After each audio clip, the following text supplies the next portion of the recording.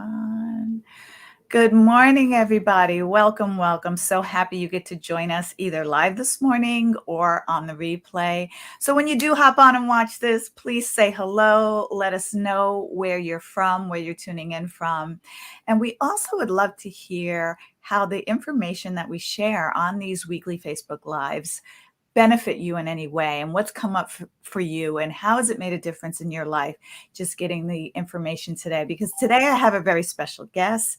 I have Jen Beck, and I'm just going to actually read a little bit about her because she is going to be so helpful to so many of you, and I should say us out there, because she's an international coach, author, and speaker for men and women who have been struggling with weight and health issues. And let me tell you, with the year and a half that we've just gone through and are still continuing to go through, the struggle is year. And so Jen's been doing this over the last 20 years, and she has empowered thousands of people to transform their lives by ditching diets and drugs and getting to the root cause and implement real health solutions that create long-lasting results.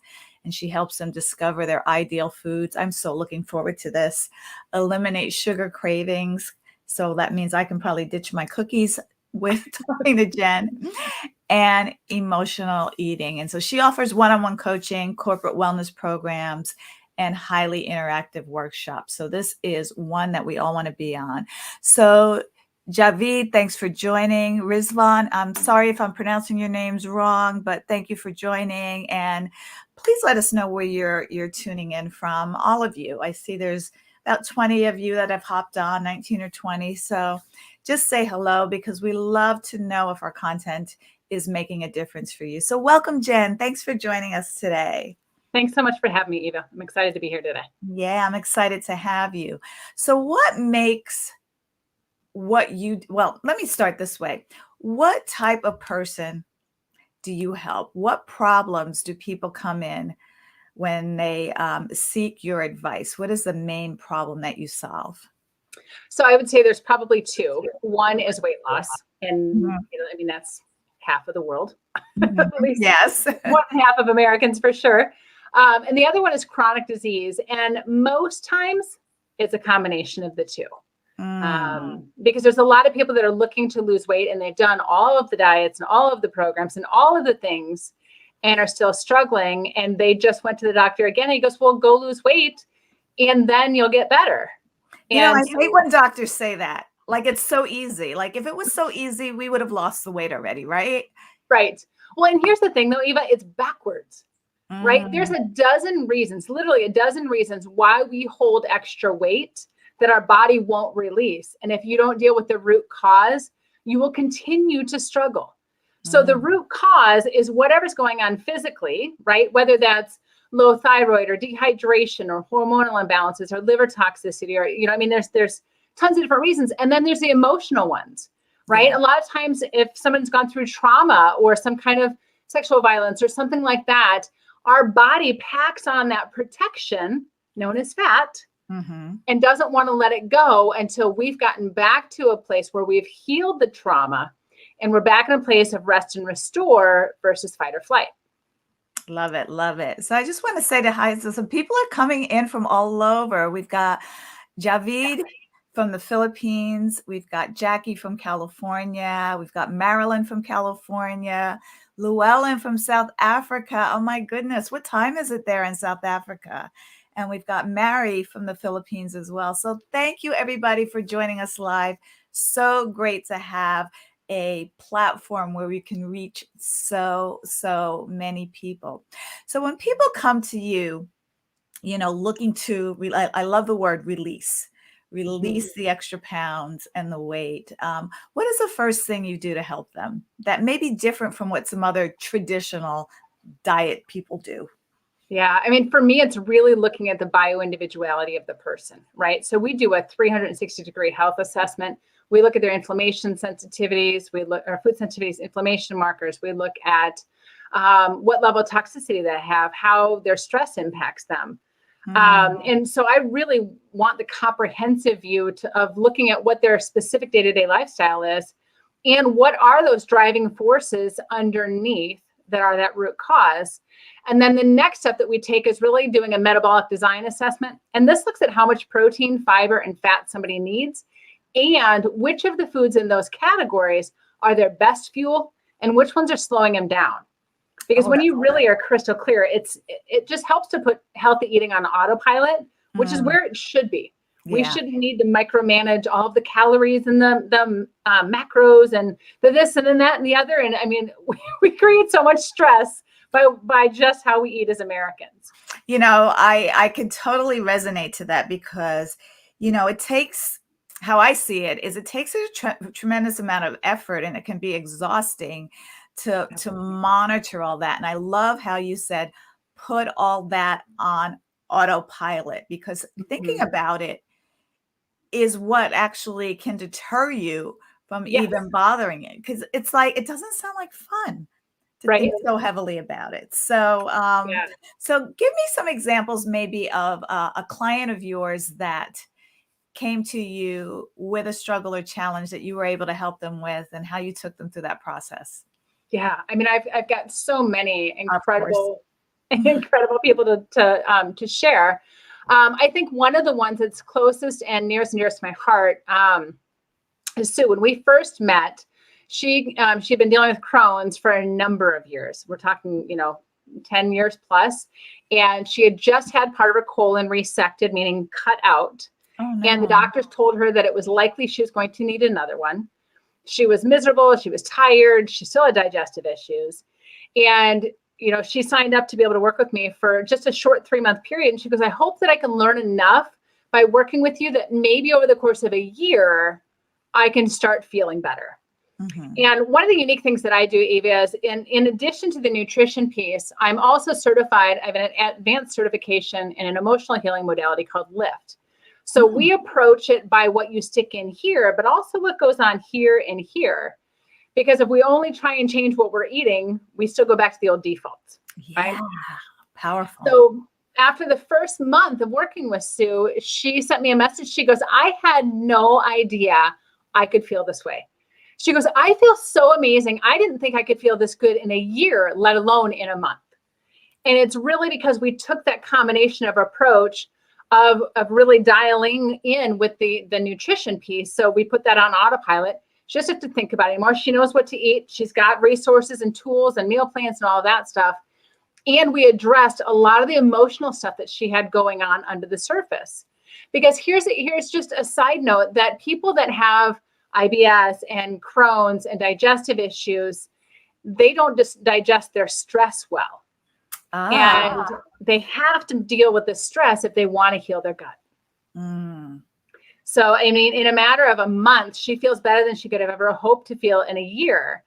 And by the time we're done with our program, she's like, I don't know that there's anything else I need to work on. Oh, really do. Good. Amazing. So, you know what? How do you deal with stress without going through psychiatry and therapists and all of that? Is it just more of a mindful type of stress management? So there's definitely stress management tools and resources that I utilize. Something as simple as deep breathing. There's also a stress management exercise that I do that really helps to do a brain dump. You center your body and then you reframe it. And it's amazing how fast and effective that really is. For me, what I do is it's actually called Lift Untherapy, because but what it does is we ask your body through muscle testing what needs to be healed or addressed. You don't have to talk about it. You don't have to think about it. You don't have to remember it. We have one kind of focus for the session, and then we find out what those self-limiting beliefs are and what emotions are trapped in your body. See, here's the thing. We store our issues in our tissues. Yeah. And then our body uses that as a radar detector to be able to help us avoid situations like that in the past or going forward in the future, right? And so if we carry that around, therapy is great because it helps to reorganize our thoughts. It helps to create acceptance, but that's still stored in our body. So until we heal that emotional damage and remove that and replace the self-limiting beliefs with empowering ones, we can get really stuck in that cycle of doing the same thing over and over again. Yeah. Can I give you a quick example of what I mean? Please. Yeah. So I have a client who has really been focused on dropping 50 pounds over the last several years. And when we started working together, she would do great. She was having all kinds of, success and forward movement. And then she'd get within 8 or 10 pounds of her goal weight, and she would have a cheat day. And she would put on 8 pounds, and it would take her weeks and weeks to get it back off. And this had been her pattern for a number of years, right? So we worked together. We got her nutrition dialed in. She's getting success, but as soon as she starts getting close to that number, her 50-pound loss, she would start putting it back on again. Mm. And so one of the things that we did is we did a lift session, and lift is great because it looks at those self-limiting beliefs, right? Mm-hmm. People try and overcome self-limiting beliefs with affirmations, which if you say the right affirmation 100,000 times, it's embedded in your conscious mind. The challenge is we still have all the toxic beliefs locked into our subconscious. If we don't remove those, then we've got our brain going on. It has a battle going on trying to go, well, do I believe this or do I believe this? And so with this gal, we did a lift session, which removes the toxic beliefs and replaces it with the empowering ones. And it was something around her beliefs were, I eat until I'm emotionally sated. I eat until I'm stuffed. And we replaced those with my body knows how much food my body needs. And it helps me to stop when I've had just that much. Mm-hmm. And that day she sent me a text later on and she goes, I just ordered a small. Like we went out for ice cream and I ordered a small. I've never ordered a small anything in my life. Mm-hmm. The next day I got another text and she says, you know what? I just looked at my husband and I said, you know what? I just want a little something today. Mm-hmm. Never have those words ever left her mouth. Right. Wow. And within 2.5 weeks after that, she hit her 50 pounds and she went ziplining to celebrate. Wow. That's amazing. That's a beautiful story. You said something a while back that says we store our, there's a little bit of an echo. Let me turn my volume down a little bit.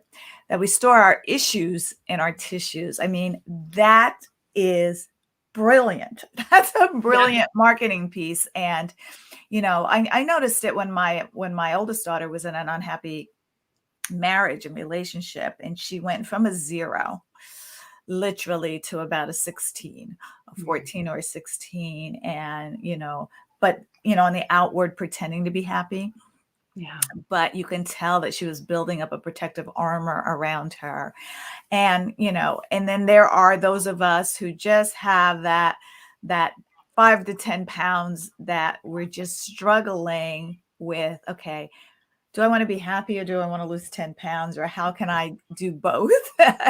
And so, I love the comprehensive look that you have about addressing the issues that are creating the armor or the protective weight or where we're storing it in our body. It's just a brilliant concept because nobody looks forward to following, kind of the mainstream type of dieting where you deny yourself.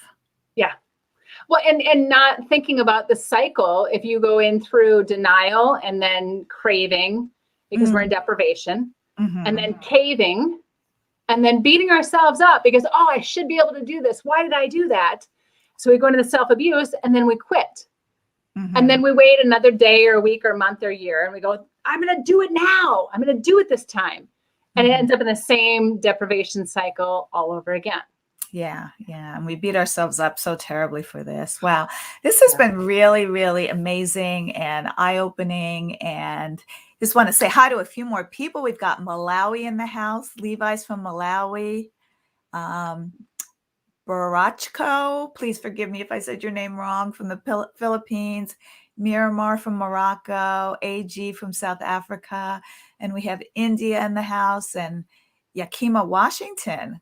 All right. I'm going to Portland in a couple of weeks. So I'll be up at least near that side of the world. I'm doing a speaking engagement. But thank you, Jen. I mean, I love how, a lot of all of the work that we do in the service-based industry, especially around coaching, really starts with how we take care of ourselves, because we can't show up as our best selves until we feel our best.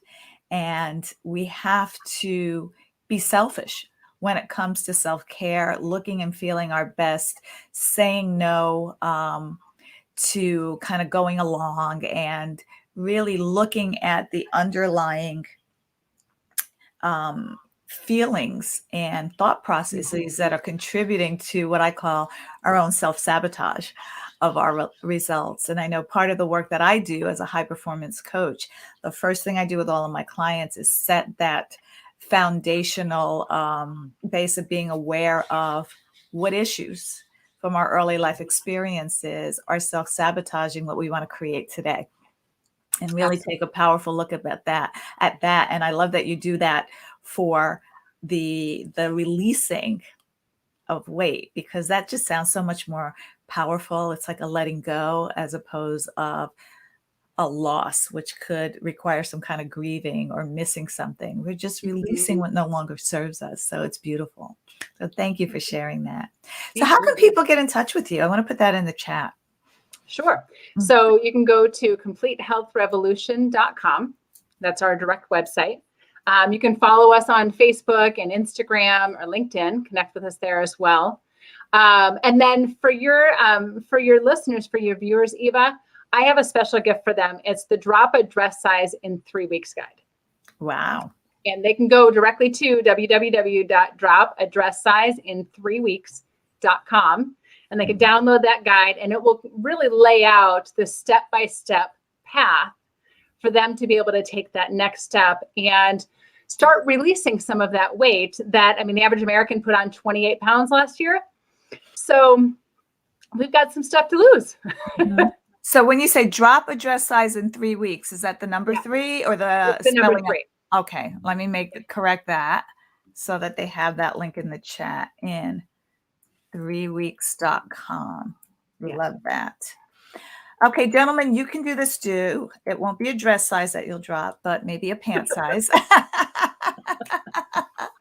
Unless it's your thing to wear dresses, no judgment here. And, this has been extremely helpful around really having us look at releasing weight in a whole new light. And really, there's so many benefits to our overall health, our mental, our emotional, and our physical health when we can release some of the bad habits and bad mindset that doesn't serve us, and how it overall creates a better well-being. And when we feel better, we do better, we act better, and we all have better. It affects everyone around us. So thanks for coming on, Jen. I appreciate your generosity and your free gift. Guys, take advantage of it. I put the link in the chat. And I will see you all next Wednesday at 9:30 a.m. Pacific, and all of these other amazing time zones. I have no idea what time you're in, but thank you for joining me. That's a little bit too much math for me. And I will see you next week. Bye, everyone.